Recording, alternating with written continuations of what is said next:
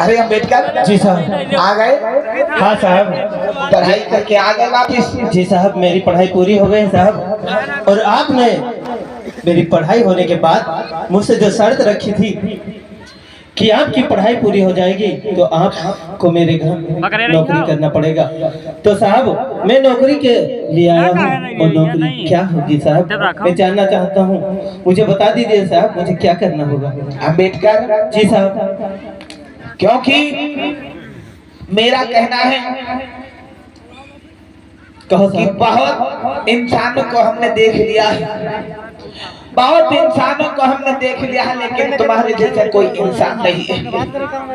अम्बेडकर तुमसे कहना ये चाहेंगे कि तुम अपनी बात को अभी भी याद रखे हो। जी साहब। तुम अपनी बात को अभी भी याद रखे हो और हमें बहुत गर्व हो रहा है कि तुम अपने इस मुकाम पे डटे हुए हो। अम्बेडकर जी साहब। तो सुनो, मैं तुम्हें जो कार्य बता रहा हूँ वो तुम्हें करना पड़ेगा। बोलो साहब, मुझे कौन सा कार्य करना पड़ेगा। हमारे कई कर्मचारी लोग लगे हुए हैं। जी साहब।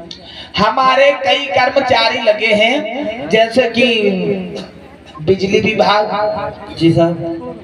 वन विभाग, जी साहब। सिंचाई विभाग, जी साहब। यानी जितने भी हमारे ये सभी कर्मचारी लोग काम कर रहे हैं, इन सब के बीच में तुम्हें जाना होगा। जी साहब। ऑफिस में जा करके इन सब का तुम सीनियर बनोगे। जी साहब। इन सबका तुम सीनियर बनोगे, यानी तुम इनका लेखा जोखा चेक करोगे कि जैसे ये लकड़ी का कटान चल रहा है, ये सिंचाई हो रही है, और जो है ये बिजली इतनी खर्च हो रही है, जैसा भी ये हमारे जितने कर्मचारी लोग काम कर रहे हैं, ऐसा करना होगा। इन सबका तुम लेखा जोखा चेक करोगे और कोई भी गड़बड़ कहीं पे ना होने पर।